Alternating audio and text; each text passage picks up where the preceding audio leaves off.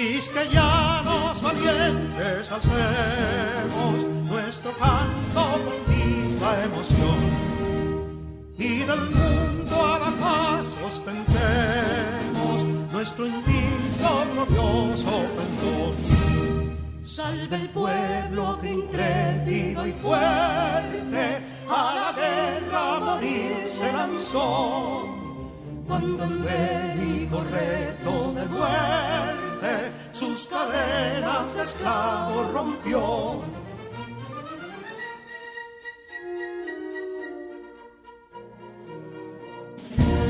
Ningún pueblo ser libre merece si es esclavo, indolente y servil.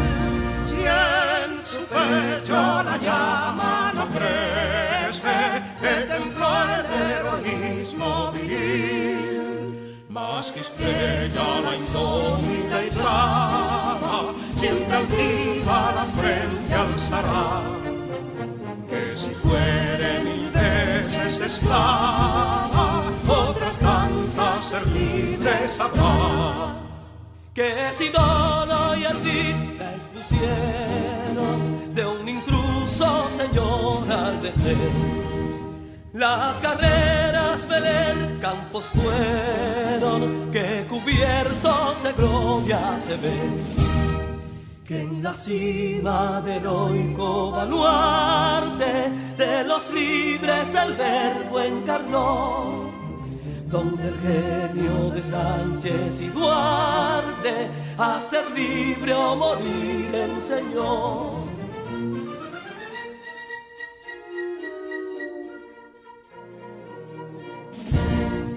Y si pudo inconsulto caudillo de esas glorias el brillo empañar, de la guerra se vio en Capotillo la bandera de fuego ondear.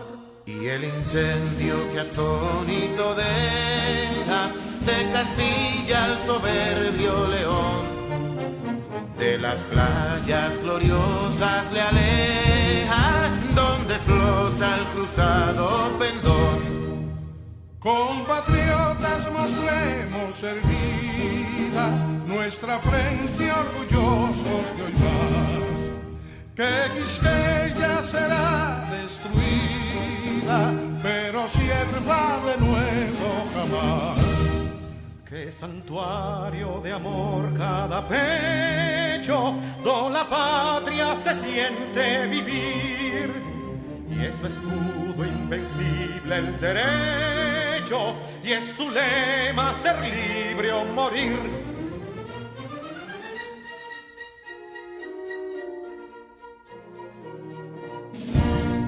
Libertad que aún se yergue serena, la victoria en su carro triunfal, y el clarín de la guerra aún resuena, pregonando su gloria inmortal. Libertad, que los ecos se agiten, mientras llenos de noble ansiedad nuestros campos de gloria repiten. Libertad, libertad, libertad.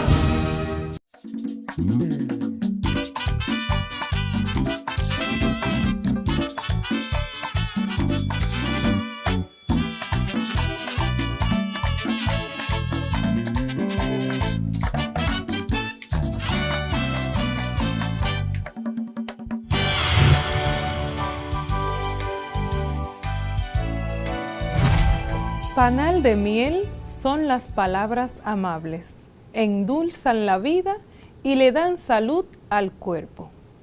Estudiantes de tercero de secundaria, sean bienvenidas a esta su clase a distancia de Ciencias de la Naturaleza con su maestra Sara Lorenzo. Muchísimas gracias a las familias por el esfuerzo realizado, esperando que pronto todo vuelva a la normalidad.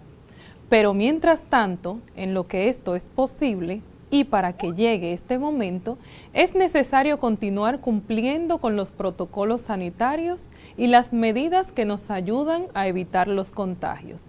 Dicho esto, te invito a prestar atención a la siguiente información.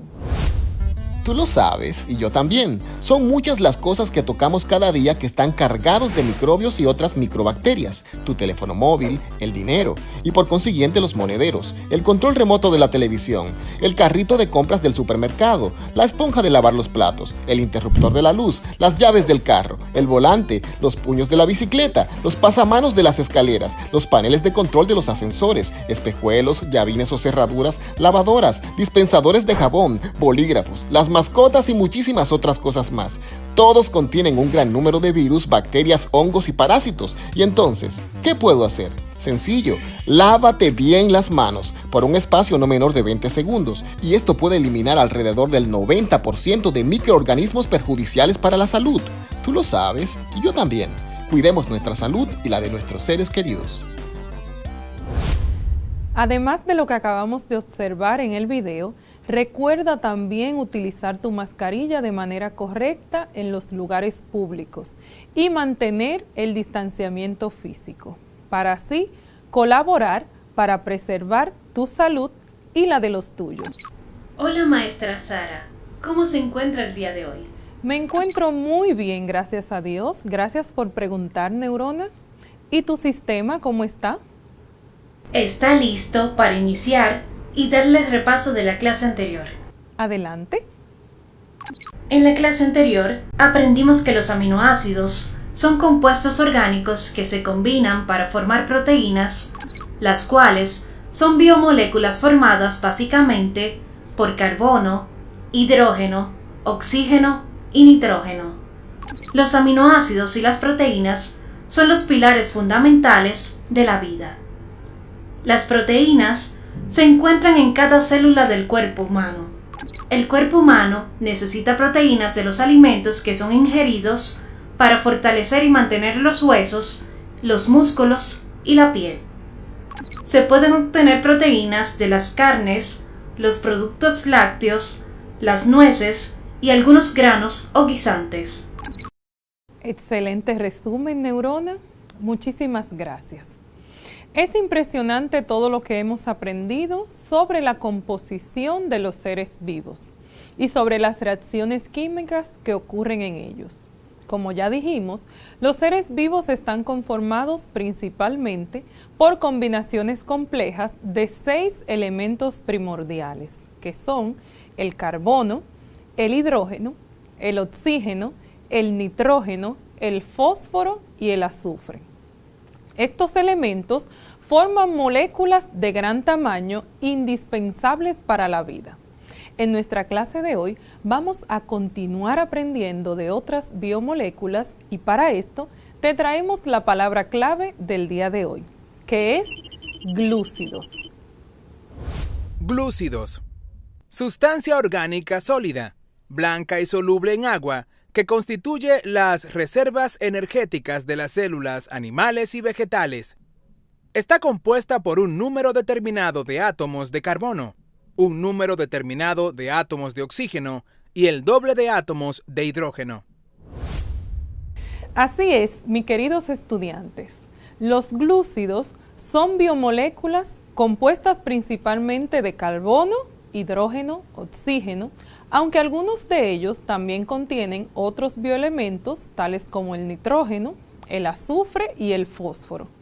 Entre las principales funciones de los glúcidos en los seres vivos están el proporcionar energía inmediata. Sabemos que los glúcidos son la principal fuente de energía a través de un proceso de oxidación en la mayoría de las células no fotosintéticas. Además, también una función estructural. Algunos de ustedes, al escuchar esta definición, estarán reflexionando y pensando que quizás han escuchado esta definición anteriormente. Sí, quizás la has escuchado, pero con otro término. Lo que sucede es que anteriormente a los glúcidos se les conocía como carbohidratos o hidratos de carbono. Incluso, muchas personas todavía los llaman así, debido a que en su forma empírica los átomos de hidrógeno y de oxígeno están unidos entre sí, como pasa en las moléculas de agua. E incluso la proporción de hidrógeno-oxígeno es la misma. Es decir, que por cada átomo de oxígeno existen 2 átomos de hidrógeno, así como ocurre en el agua. Ahora bien, los términos hidrato de carbono o carbohidrato son nombres poco apropiados, ya que estas moléculas no se tratan de átomos de carbono que están hidratados, es decir, no son átomos enlazados a una molécula de agua, sino que constan de átomos de carbonos unidos a otros diferentes grupos funcionales, como el grupo carbonilo y el grupo hidroxilo. A ver, Neurona, ¿te gustaría aportarnos algo más sobre estos términos? Claro, maestra, buscando en mi base de datos. Históricamente, se hicieron varios intentos para sustituir el término de hidratos de carbono. Desde 1996, el Comité Conjunto de la Unión Internacional de Química Pura y Aplicada y de la Unión Internacional de Bioquímica y Biología Molecular aconseja el término carbohidrato y no recomienda el de hidratos de carbono. El nombre glúcidos, por su parte, proviene de que pueden considerarse derivados de glucosa por polimerización y pérdida de agua. El vocablo procede del griego glikis o glucus, que significa dulce. Así es. Los glúcidos generalmente son alimentos dulces. Muchísimas gracias, Neurona, por esta observación. En función de su estructura química, vamos a ver cómo se clasifican los glúcidos. Estos se pueden clasificar en monosacáridos, oligosacáridos y polisacáridos. Los monosacáridos son los más simples, ya que están formados por una sola molécula. Estos azúcares pueden pasar a través de la pared del tracto alimentario sin ser modificados por las enzimas digestivas. Esto los convierte en la principal fuente de combustible para el organismo y hace posible que sean usados como una fuente de energía y también en biosíntesis o anabolismo, que como vimos en clases anteriores, el anabolismo es el conjunto de procesos del metabolismo destinados a formar los componentes celulares. Los 3 monosacáridos más comunes son la glucosa, la fructosa y la galactosa. También hay algunos tipos de monosacáridos como la ribosa o la desoxirribosa que forman parte del material genético del ADN.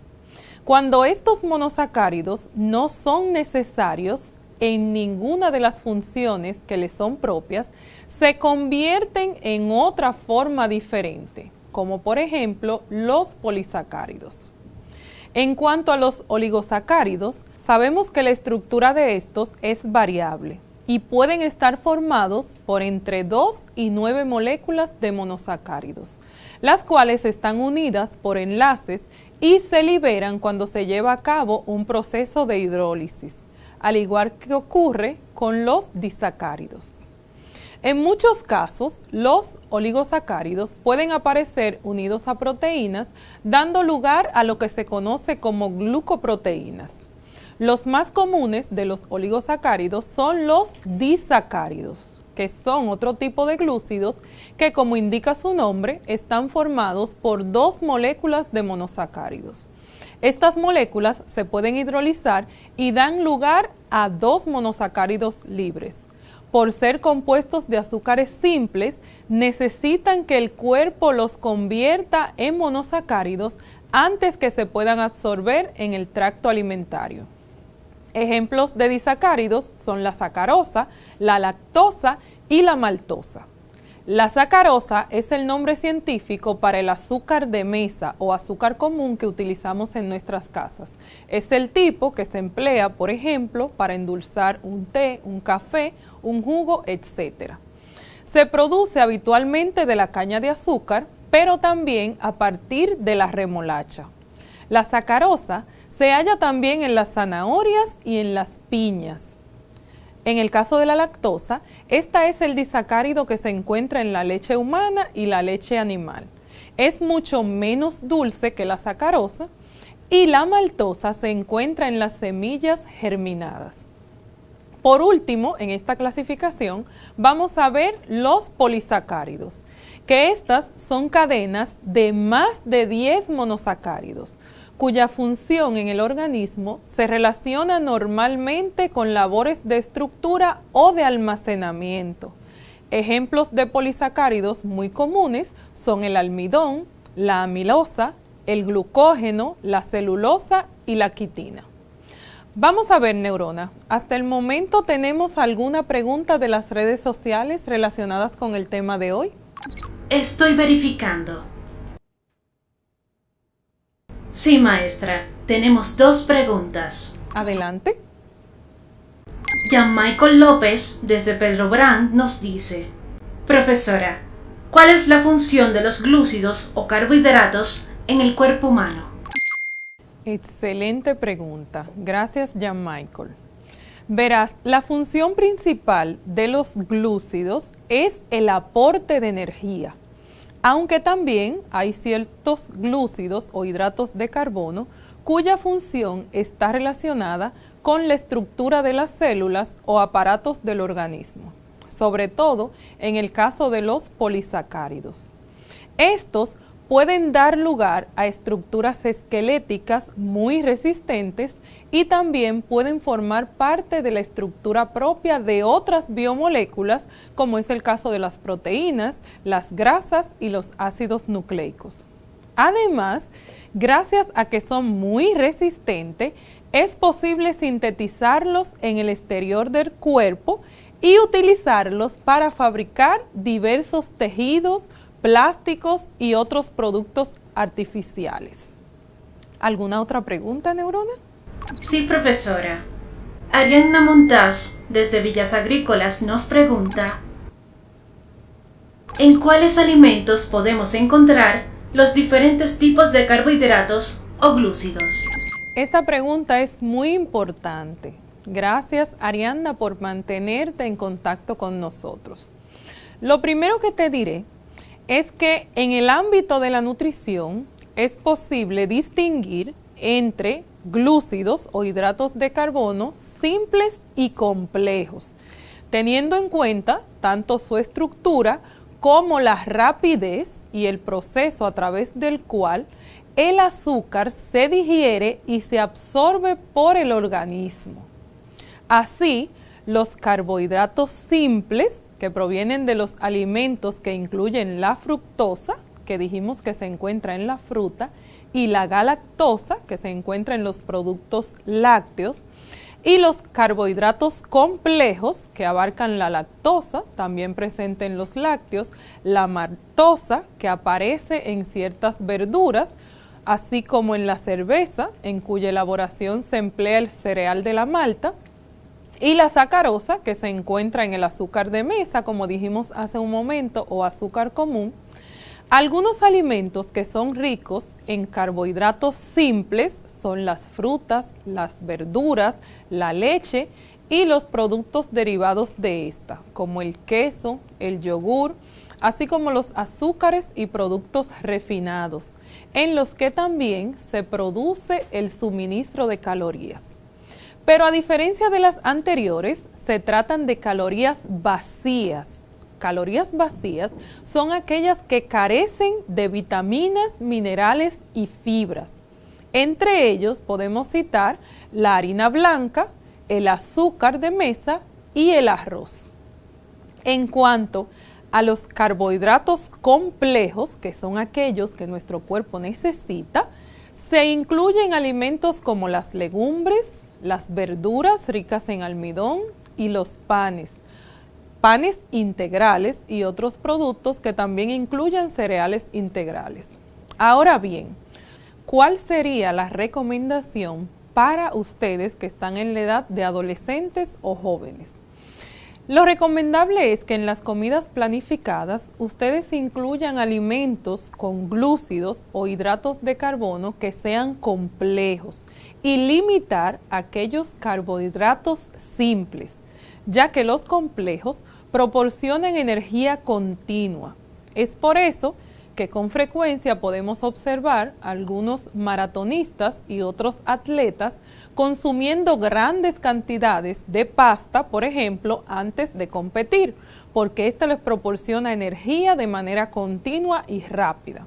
Adicionalmente, muchos almidones también proporcionan fibra y diversos nutrientes. Realmente son alimentos sustanciosos, pero bajos en grasa. La mayoría de nutricionistas y nutriólogos recomiendan que la ingesta calórica de los adolescentes incluya de 50 a 60% de glúcidos complejos. Debemos tener en cuenta que los carbohidratos simples nos seducen por su sabor dulce y un pequeño golpe de energía, pero estos ofrecen poco o ningún beneficio a nuestra salud y deben reducirse en la dieta la mayor cantidad posible. Ha llegado el momento de evaluar tu aprendizaje de nuestra clase de hoy. Vamos a realizar la siguiente trivia. Neurona, yo quiero que por favor menciones alimentos que contengan glúcidos o carbohidratos complejos. Analizando su solicitud. Algunos alimentos son los cereales integrales, el arroz integral, los panes integrales, las verduras como las espinacas, el puerro y las vainitas, los vegetales como el pepino, la zanahoria, la berenjena, los tomates, la cebolla y la mayoría de los germinados como el trigo. También en las hortalizas y lácteos con bajo contenido de grasa. Un dato interesante es que la mayoría de las frutas contienen carbohidratos simples, pero las peras, los pomelos, el aguacate, los rábanos, el higo, las ciruelas y las manzanas contienen abundantes carbohidratos complejos. Excelente respuesta, Neurona. Cabe destacar que estos son los glúcidos o carbohidratos más saludables, por lo cual nos conviene ingerirlos en nuestra dieta. ¿Me puedes dar ahora el resumen de nuestra clase, por favor? Claro, profesora. En la clase de hoy aprendimos que los glúcidos son biomoléculas compuestas principalmente por carbono, hidrógeno y oxígeno, aunque algunos de ellos también contienen otros bioelementos tales como nitrógeno, azufre y fósforo. Las principales funciones de los glúcidos en los seres vivos son el hecho de proporcionar energía inmediata, así como una función estructural. De hecho, son la principal fuente de energía a través de un proceso de oxidación en la mayoría de las células no fotosintéticas. En función de su estructura química, los glúcidos se clasifican en monosacáridos, que contienen una unidad básica, como por ejemplo la glucosa; oligosacáridos, compuestos por entre 2 a 10 unidades básicas, por ejemplo la sacarosa; y los polisacáridos, formados por más de 10 unidades básicas, por ejemplo la celulosa. Excelente resumen. Gracias, Neurona, por un resumen tan sustancioso. Y a ustedes en sus hogares, gracias por estar pendiente a la clase de hoy. Si quieres volver a observarla o si te faltó algún apunte, puedes acceder al enlace que aparece en tu pantalla. Si aún así necesitas aclarar alguna duda sobre los contenidos trabajados en nuestra clase de hoy, puedes acercarte a los docentes de tu centro educativo. Como dijo Aristóteles, las raíces de la educación son amargas, pero sus frutos son dulces. Que el bien y la misericordia de Dios te acompañen todos los días de tu vida. Hasta la próxima.